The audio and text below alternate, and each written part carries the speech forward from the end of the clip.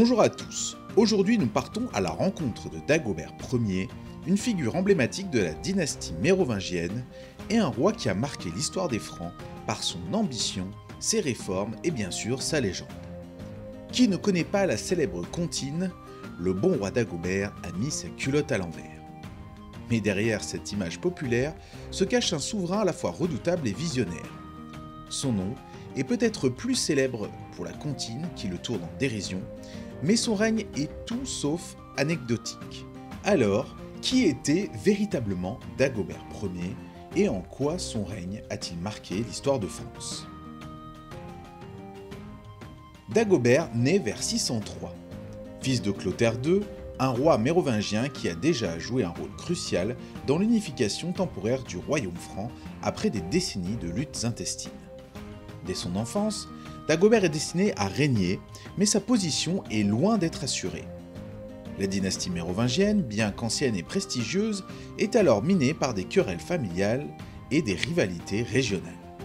En 622, Clotaire II décide de nommer Dagobert roi d'Austrasie, une région clé du royaume franc située à l'est, qui comprend les territoires actuels de la Lorraine, de l'Alsace et une partie de l'Allemagne. Cependant, ce n'est pas un véritable royaume indépendant. Dagobert gouverne sous la tutelle de Pépin de Landen, un puissant maire du palais, et d'Arnoux, évêque de Metz.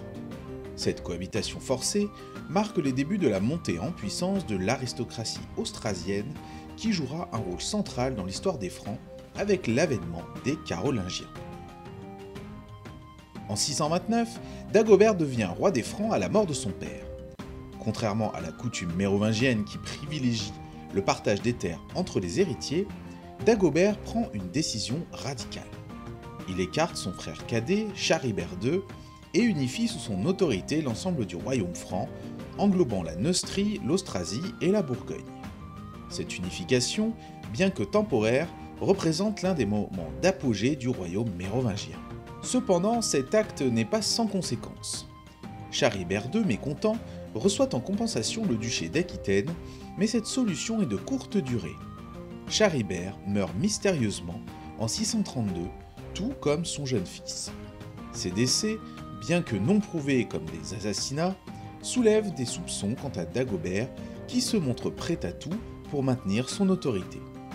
Ces événements témoignent de la brutalité et des rivalités qui caractérisent la politique mérovingienne.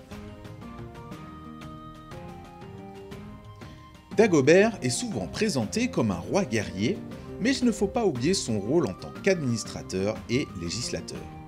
Pendant son règne, il s'efforce de renforcer l'autorité royale dans un contexte où les aristocrates et les maires du palais cherchent à accroître leur propre pouvoir. Il réforme le système fiscal et améliore l'administration du royaume, en particulier dans les régions frontalières comme l'Aquitaine et la Provence, qui ont longtemps échappé au contrôle direct des rois francs. Sous son règne, les capitulaires, qui sont des ordonnances royales, prennent une importance croissante, témoignant de sa volonté de structurer davantage le pouvoir royal. Dagobert veille également à établir une justice plus équitable. Bien qu'il reste un roi mérovingien, souvent associé à la violence et à l'arbitraire, il gagne une réputation de protecteur des faibles. On raconte qu'il écoutait les doléances des paysans et qu'il rendait personnellement justice, parfois contre les abus de ses propres vassaux. Dagobert est également un grand protecteur de l'Église. Sa relation avec le clergé est essentielle pour asseoir son autorité, car l'Église représente alors l'une des seules forces capables d'unifier un royaume aussi vaste et diversifié. Il soutient activement la construction de monastères et d'églises, notamment l'abbaye de Saint-Denis, qu'il enrichit de nombreux trésors et où il choisira d'être inhumé.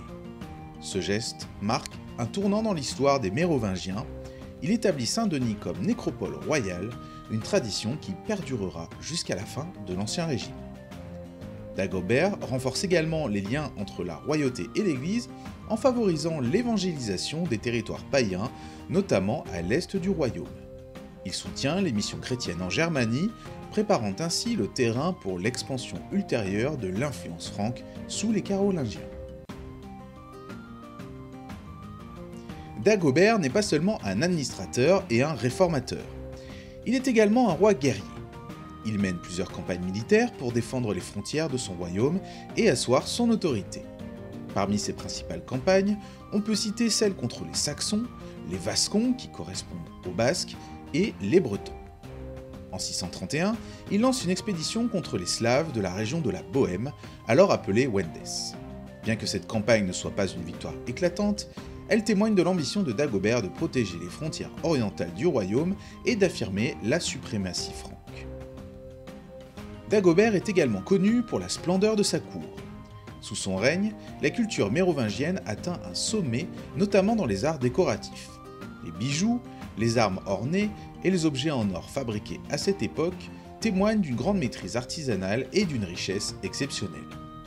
Cependant, cette opulence n'est pas sans controverse.